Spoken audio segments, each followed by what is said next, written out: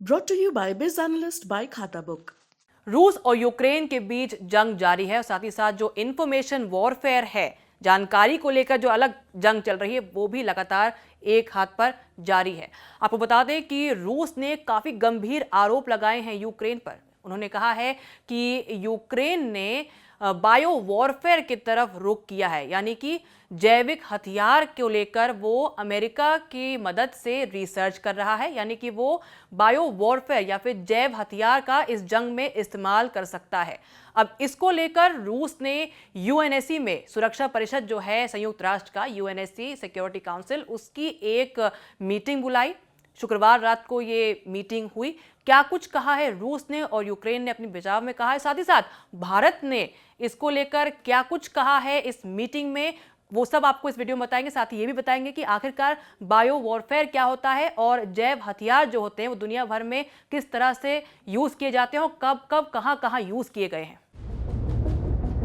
जैव आतंकवाद और जैविक हथियार आज से नहीं बल्कि सदियों से इस्तेमाल हो रहे हैं। अब तक जर्मनी, अमेरिका, रूस और चीन समेत 17 देश जैविक हथियार बना चुके हैं। पिछले 2 साल से चीन पर कई बार आरोप लग चुके हैं कि उसने कोरोना वायरस को जैविक हथियार के तौर पर इस्तेमाल किया है। हालांकि उसने हमेशा इस बात को नकारा है। जैव आतंकवाद, जिसे बायो टेररिज्म कहते हैं, उसके माध्यम से विषाणु या जीवाणु के साथ नई तकनीक की सहायता से हमला किया जाता है, जो बाकी हथियारों से काफी ज्यादा खतरनाक है। कीटाणुओं, विषाणुओं या फफूंद जैसे संक्रमणकारी तत्वों, जिन्हें जैविक हथियार कहा जाता है, इसका युद्ध में नरसंहार के लिए इस्तेमाल किया जा सकता है। इतिहास में कब कब इसका इस्तेमाल किया गया है वो आपको इस वीडियो में आगे बताएंगे, लेकिन पहले जान लेते हैं कि यूएनएससी की मीटिंग में रूस और यूक्रेन ने इस पर क्या कहा है। रूस के स्थायी प्रतिनिधि ने संयुक्त राष्ट्र में कहा कि हम यूएन से यूरोपीय देशों में लोगों के लिए एक बहुत ही वास्तविक जैविक खतरे के बारे में सोचने का आह्वान कर रहे हैं, जो यूक्रेन से बायो एजेंट के अनियंत्रित प्रसार के परिणाम स्वरूप हो सकता है। उन्होंने कहा कि ऐसा कुछ होता है तो पूरा यूरोप इसकी चपेट में आ सकता है। रूस ने दावा किया कि उसके रक्षा मंत्रालय के पास दस्तावेज हैं जो पुष्टि करते हैं कि यूक्रेन में कम से कम 30 जैविक सीमाओं वाला एक नेटवर्क था, जहां घातक बीमारियों के रोगजनक गुणों को मजबूत करने के लिए खतरनाक जैविक प्रयोग किए गए थे। साथ ही रूस ने कहा कि ये काम अमेरिका की रक्षा एजेंसी की देखरेख में किया जा रहा है और इसे फंड किया जा रहा है। यूक्रेन के राजदूत सर्गेई किलित्सिया ने कहा कि हम अच्छी तरह जानते हैं कि पुतिन जिस उन्मादी जुनून के साथ यूक्रेन में अस्तित्वहीन जैविक या रासायनिक हथियारों या खतरे के बारे में बता रहे हैं, वो काफी ज्यादा खतरनाक है। उन्होंने कहा कि रूस द्वारा एक और भयानक झूठ का संचार किया जा रहा है। वहीं अमेरिका के प्रतिनिधि ने यूएनएससी की इस मीटिंग में कहा कि यूक्रेन के पास बायोलॉजिकल वेपन प्रोग्राम नहीं है। साथ ही ये बताया कि यूक्रेन में अमेरिका के समर्थन से चलने वाली एक भी बायोलॉजिकल लैब नहीं है। बता दें, जैविक हथियारों का पहली बार इस्तेमाल 1347 में मंगोलियाई सेना ने किया था। मंगोलियाई सेना ने प्लेग से संक्रमित शव ब्लैक सी के किनारों पर फेंके थे।